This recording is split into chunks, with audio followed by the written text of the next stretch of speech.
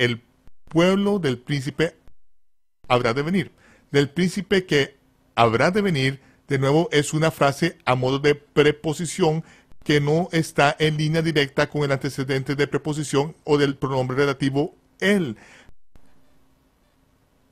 Lamento hacerte esto después de la escuela secundaria, pero a veces es necesario regresar a la lengua española y ver a quién se refiere en realidad el pronombre relativo y no tiene que ver con el nombre del príncipe dentro de la frase como preposición. Así que vemos que el más santo fue ungido durante la Pascua y Yom Kippur es el día más sagrado del año, el día de la expiación, que es el único día en el que el sumo sacerdote podía entrar ante el arca del pacto y rociar la sangre en la parte este del arca del pacto, solo ese día, y era algo que solo podía hacerse al ayunar toda la nación después de los 10 días de reverencia en preparación para este día, habiendo confesado sus pecados. Cuando entraba y rociaba la sangre sobre la esquina del este durante todos aquellos años, nadie sabía por qué tenía que ser 7 veces en la esquina del este. Los rabinos no podían decir por qué en la esquina del este. Pero ¿qué sabemos nosotros?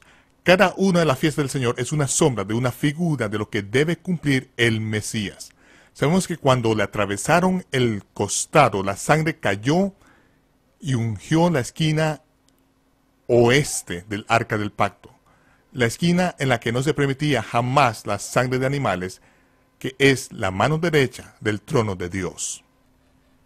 Debemos preguntar si el día de la expiación es el único día que el sumo sacerdote podía entrar ante el arca del pacto para rociar la sangre sobre ella. ¿Por qué cayó la sangre del Mesías sobre el arca del pacto justo en el tiempo de la Pascua? Hay que hacer la pregunta porque todas ellas son sombras de imágenes proféticas. No se puede hacer caso omiso de ella. Dios podría haber hecho que el día de la expiación cayese el 14 de David. Podría haber hecho que cayese en el momento de la Pascua y hacer que rociásemos la sangre de los corderos pascuales sobre ella. Podría haber hecho, pero no lo hizo. ¿Por qué? La Pascua es una imagen de la redención personal. Tú y yo fuimos comprados y pagados en ese día. Aquellos que aplican personalmente esa sangre a los quiciales de las puertas y al dintel de su corazón son aquellos a los que se aplica la expiación. Es la expiación por los pecados personales que se ocupa personalmente de ti. Sin embargo, el día de la expiación es el día de la redención nacional de Israel. Siendo una expiación nacional y una redención nacional, se fijó para el 7º mes porque no se producirá el cumplimiento y él, el Mesías, no confirmará el pacto que se hizo en su sangre con su pueblo hasta que no empiece el 7º milenio. Ahora verás de qué modo continúan definiéndose aquí estas imágenes. Tenemos que preguntar cuándo empieza y termina la semana, porque tenemos que un indicador de la última Shavua o la última semana, ¿verdad? ¿Disponemos de parámetros de tiempo que expongan desde cuándo será cortado hasta que se confirme el pacto? No.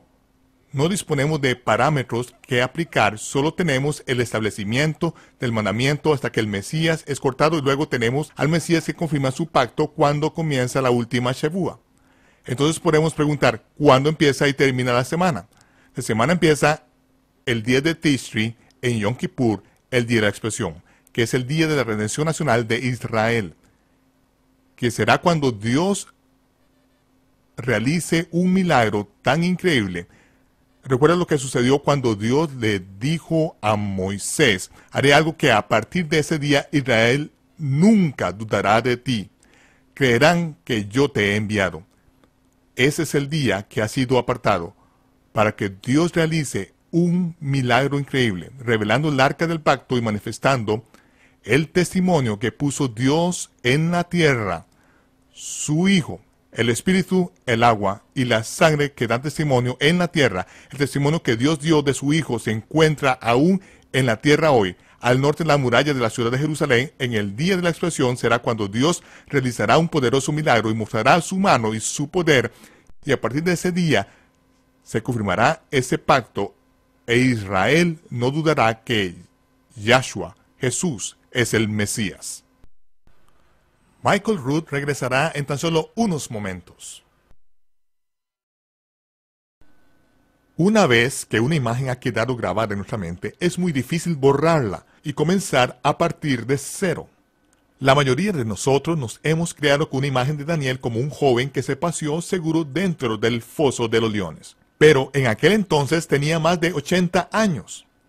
Los libros populares sobre profecía bíblica nos han presentado una imagen equivocada de que el anticristo va a confirmar un pacto con Israel durante 7 años.